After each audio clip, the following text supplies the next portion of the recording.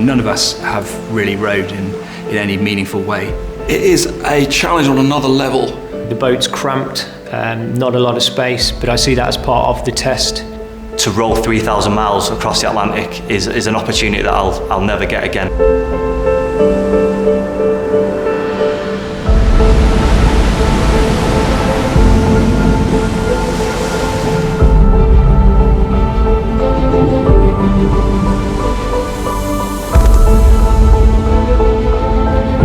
There's different approaches to this and different teams succeed in different ways.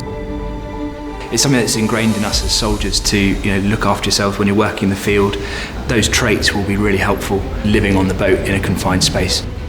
The race itself will be the biggest physical challenge I've ever done. Lots of great rowers can row perfect conditions on a nice flat lake. The test comes for me when it's windy, wet, cold, and how you perform in those conditions will make a difference through the race. Nothing will be in comparison to this.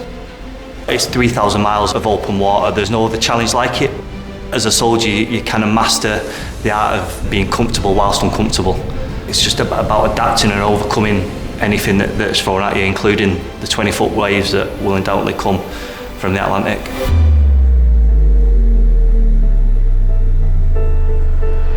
The training and skills we get in the army will definitely help to prepare us as a crew in terms of teamwork, living with each other, looking after ourselves and our kids, and just pulling things out of the bag when it all gets a bit unpleasant.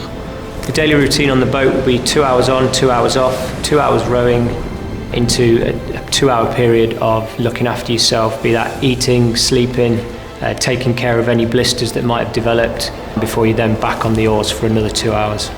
40 days is around the average that it takes a crew of 4 people to get across. Record-wise, I think it's about 28 days is the fastest crossing that's been achieved. I think I have a genuine fear of the open water. It's just the sheer vast size of it, but for me the only way of getting over a fear like this is to approach it head on. My only fear really would be picking up an injury and not being able to contribute to the team effort.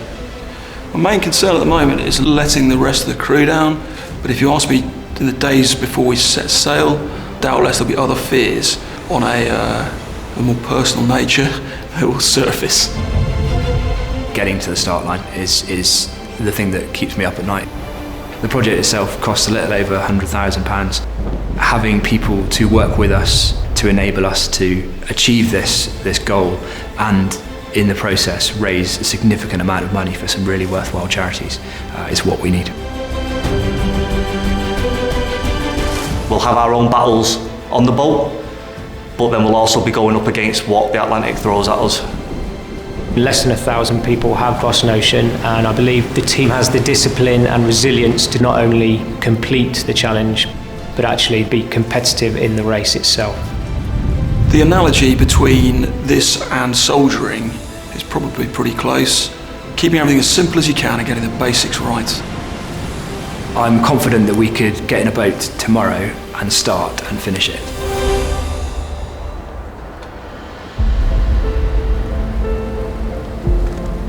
It's not often that you get a chance to get back to the world as nature intended it to be. The term once in a lifetime opportunity gets bandied around a lot about these things, but I think this is really approaching that kind of level, really. There's something about this challenge that it can't be replicated in any other way.